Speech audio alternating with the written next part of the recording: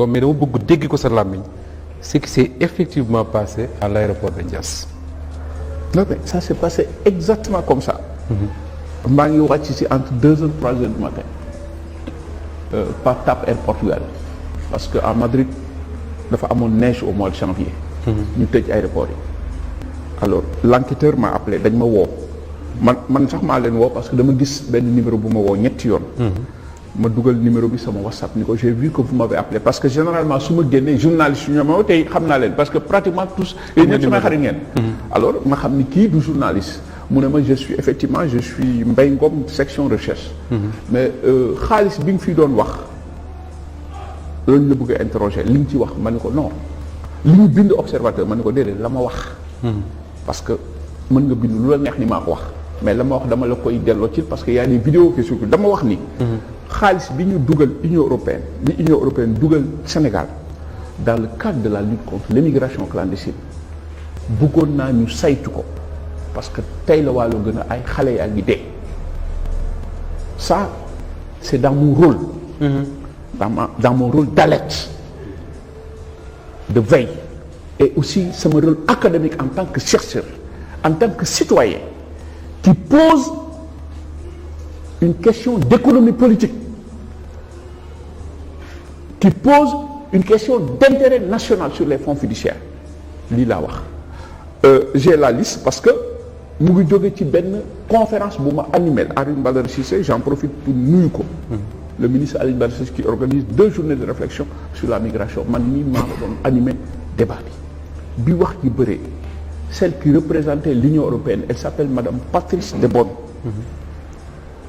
mu ne ma soo ma joxee sa email dinaa la yónnee xaalis bi ñu dugal fii yëpp Sénégal ci temps yi mu jox ma. kon dugal gi boo am na. non dina ñëw léegi ci dugal gi ak fonds yi que j'ai remis aux enquêteurs. d'accord Ramatoulaye dina ñëw léegi dugal gi ak fonds yi mais aéroport.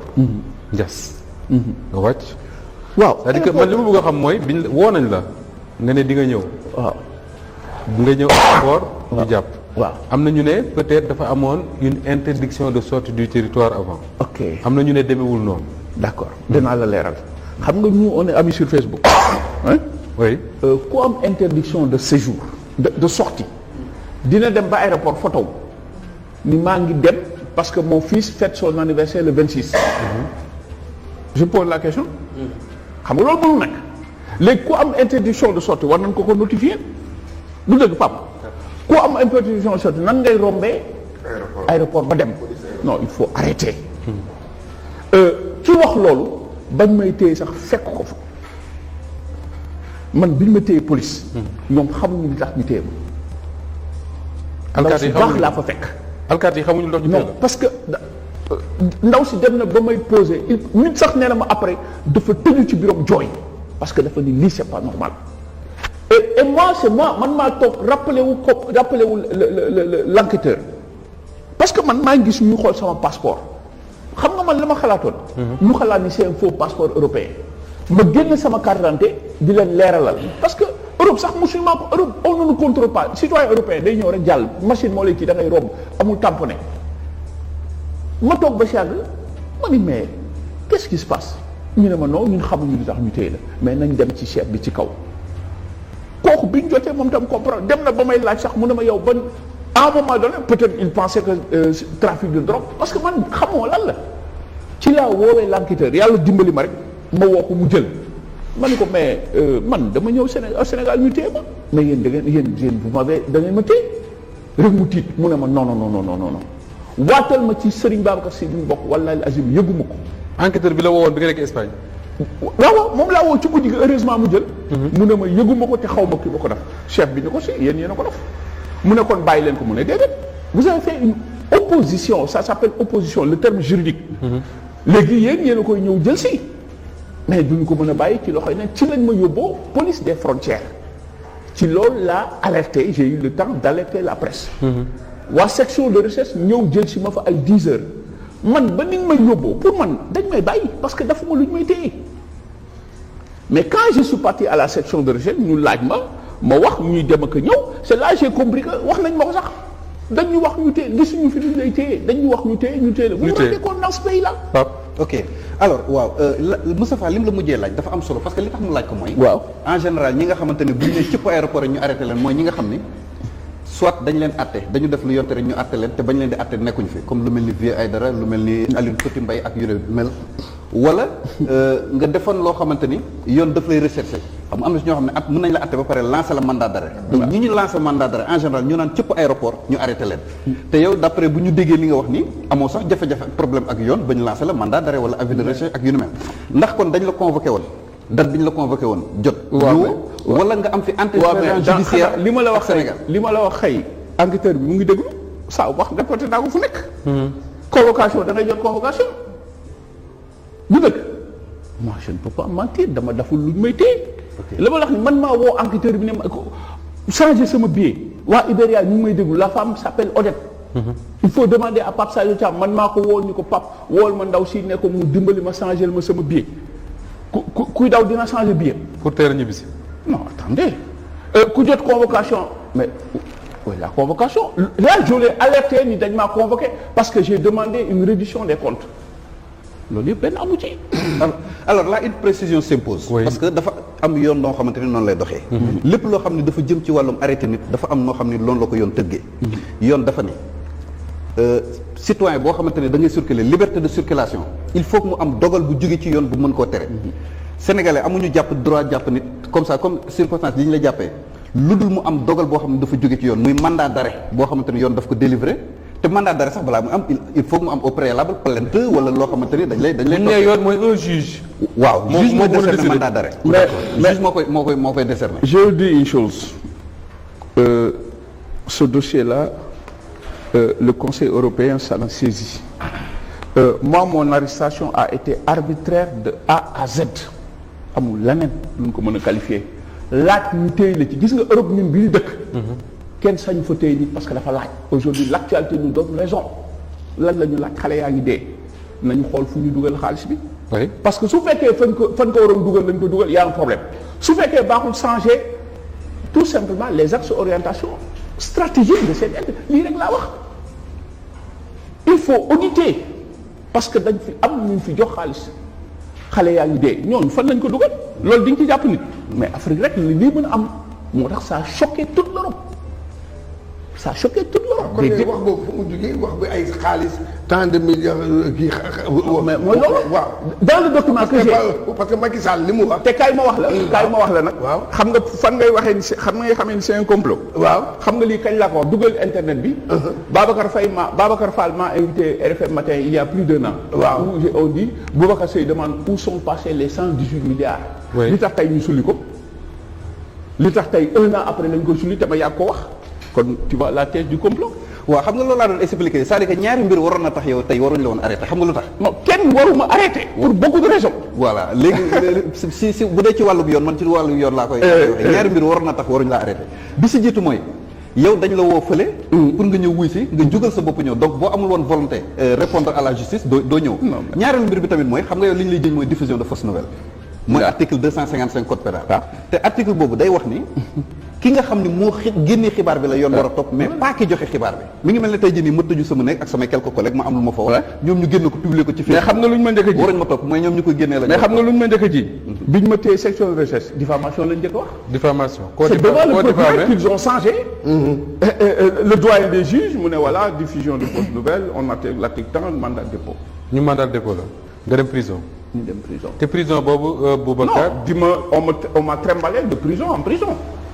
section de recherche xaw ma retour de parquet il faut que avant le mandat de dépôt.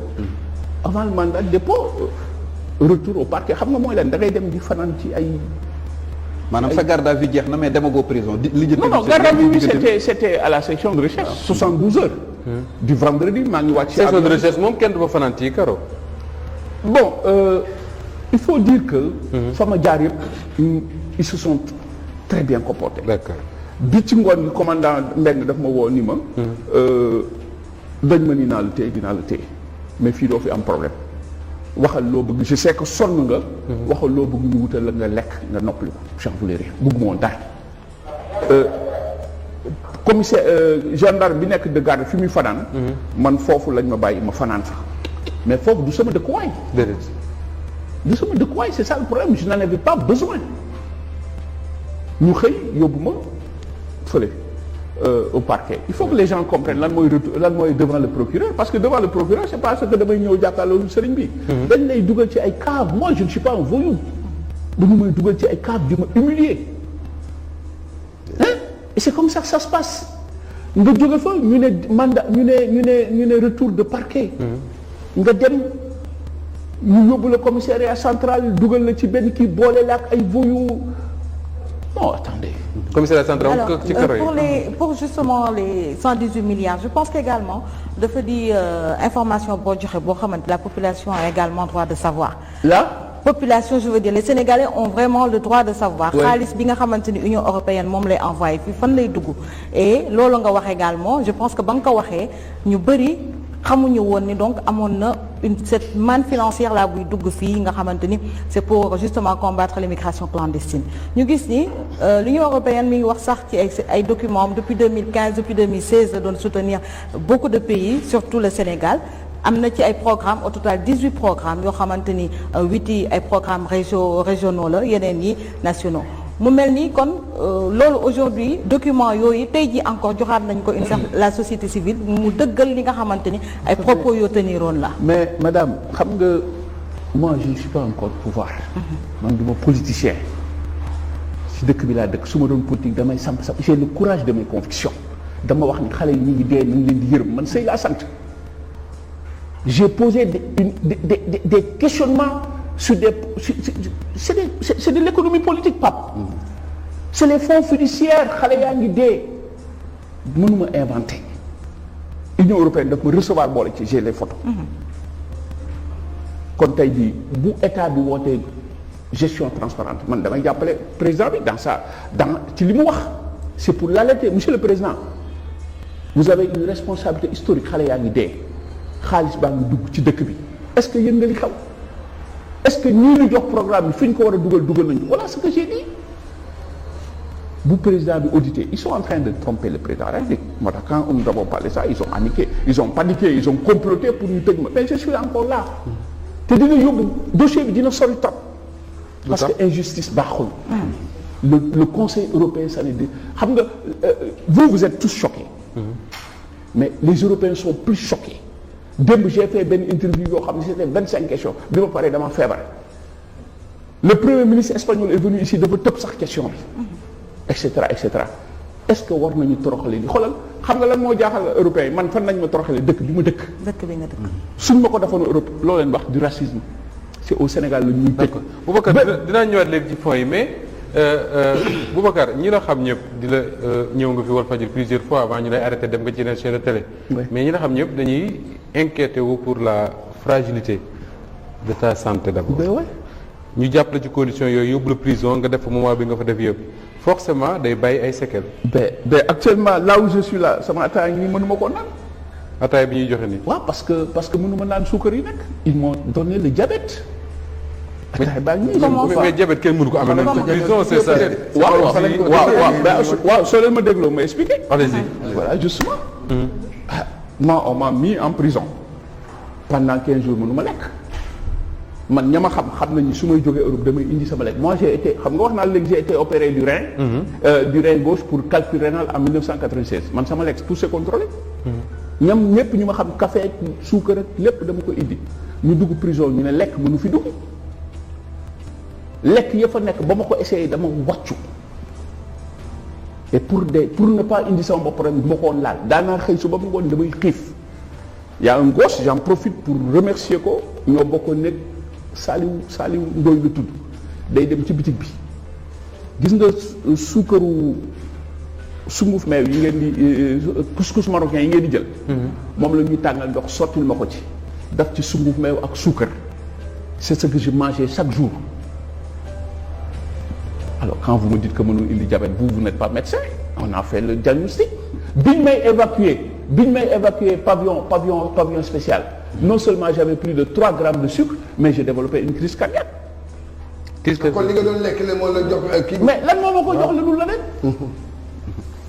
damay mujj je me rappelle que am na benn émission bu ñu doon def ak sa porte-parole bi mu wala en direct. mais les avocats ont alerté dafa feebar dafa lii dafa laa mais ñu taxawlu man maa dem ci directrice bi j'en profite pour nuyu ko man ko madame lenn laa leen di ñaan may ma puisque j'ai de l'argent ici ñu jëndal ma des fruits parce que fruit du dugg lekk du dugg lu dul le week-end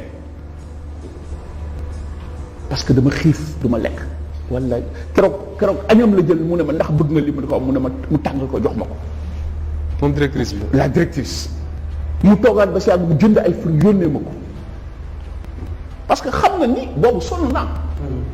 ci guddi gi lañ ma évacué et quand je partais gis nga bi ma dañu dafa am chaque saa bu ma xëyee dama doon dem infirmerie parce que li may yëg man ba léegi li may yëg rus naa ko wax ragal naa sax nit ñi xam ni damaa feebar parce que damay toog ba si je sens loo xam ne et j'interpelle l'opinion internationale lii laa ko jëlee pour quand même pour un devoir de vérité bi tey man bi mu génnee prison quelque temps après je l'ai reçu fii Diine ak Jamono je l'ai reçu avant ci yeneen émission mais bi ma génnee maa ngi koy wax dama ne j'ai été choqué après l'émission Boubacar dafa jóg daal waaw kenn suñu invité yi moo ko gàttandu xaw ma kan la ci woon xaw ma ñen ko def moo ko gàttandu téye ko mais da doon daanu bi ma génnee def naa kii laa koy wax naan ko j'ai été choqué tey de voir Boubacar c'est après l'émission certainement ay jëlee na ay séquelles prison. je ne suis pas médecin nag mais j'ai vu ça xam nga bi ñu génnee boo dégloo il était question qu'on m'évacue. oui mais xam nga man samay doom en pleine année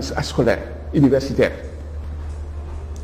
d'abord seen papa téye nañ ko rek xam nga man la ma gën a souffrir la prison du man sama bopp de. mais sama doom bu jigéen bu ko yëgee comment il va réagir. man nëbb leen ko góor ko yëpp su ma tëddee man ñoom lan la ñuy xalaat. d'accord loolu rek doy na ma problème. donc loolu moo tax biñ naan nañ ko delloo man sama sécurité sociale nii su ma demee du ma fay mais Sénégal dama fi am problème parce que Sénégal fayuma et j'en profite pour te dire dans ce dossier là kenn musuma cee fay la ma ko daf loo xaw ma ko ay nit ñi ci problème ma yenn ko mais lii la ma Sénégal fay. d'accord alors. Monsieur Sey est sorti, il a été interpellé, c'est un citoyen, d'ailleurs moi qui m'a écrit par la suite. Je pense qu'il a été trompé de bonne foi. De savoir est-ce que le président est bien informé. Je n'ai pas écrit au président de la République, peut-être il s'est trompé de personne, mais moi, Boubacar Sey, je n'ai adressé aucun courrier au président de la République.